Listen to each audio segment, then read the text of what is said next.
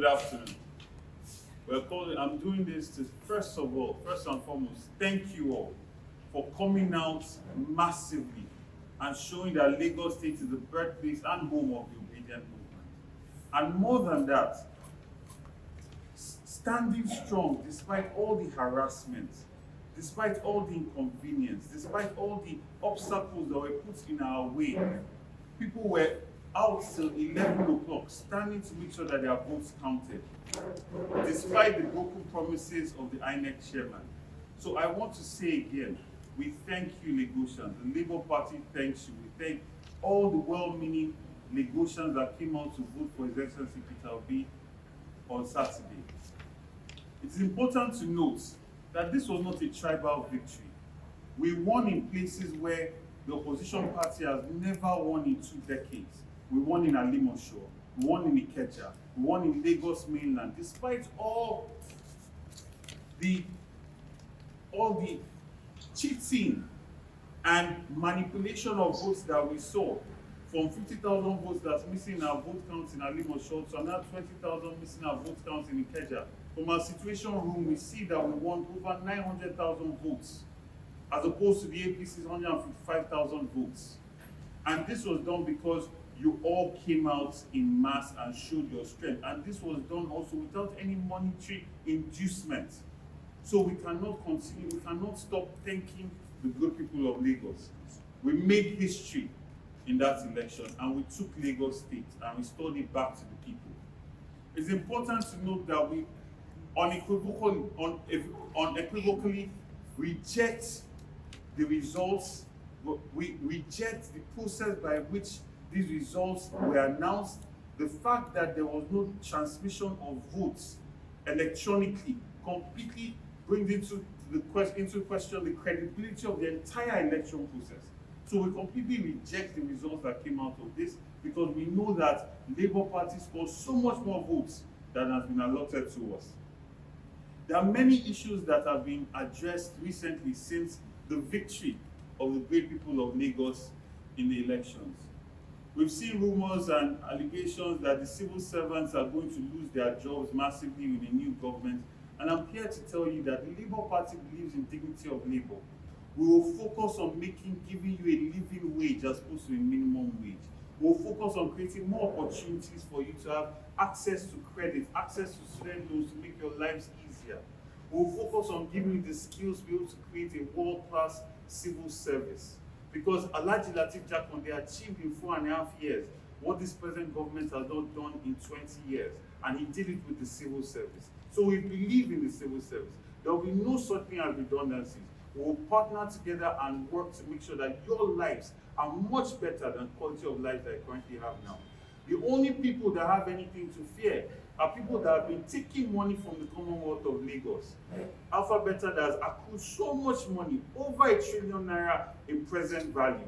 Those monies we are going to take and put into employment schemes for the people of Lagos. Because we've seen that the APC government has been prolific in increasing the amount of unemployed youth that we have on our streets. Have been prolific in increasing the amount of touts and admirals that roam our roads. But these are our sons, and we're going to make sure that we get employability skills to make them productive members of society and give them an alternative means of earning a living. So civil servants, you have nothing to fear with this new government. In fact, you will have more job security because the wealth of Lagos will be used for the people of Lagos, and you are the people of Lagos. I tell the youth, I know that some of you are discouraged. This was your election, and you showed your strength.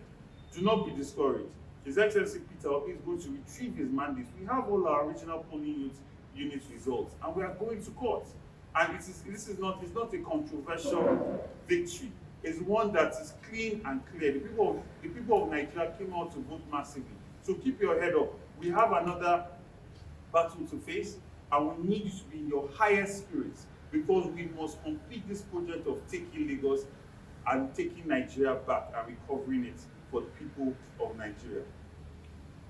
Our plan this day, and you'll see it in the media moving forward, is our empowerment scheme that is focused on lifting 1 million people in Lagos out of poverty.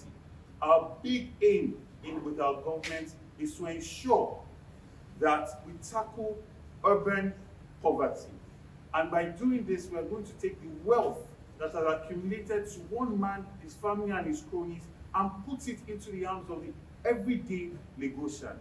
These funds that are put to almost 400 plus billion in 4 years is going to be put into soft loans and low interest loans that will be applied to profitable and productive enterprises that work directly with the government. We are going to lift 1 million people out of poverty, and the people of Lagos will be glad that they trusted us with the Commonwealth of Lagos. Having said all this, it's important to note that we have been fooled once, because the INEC chairman promised us that we're going to have electronic transmission of votes. The security agencies promised us that we're going to have a very calm, peaceful election. We saw that's not the case, and that's not going to happen again.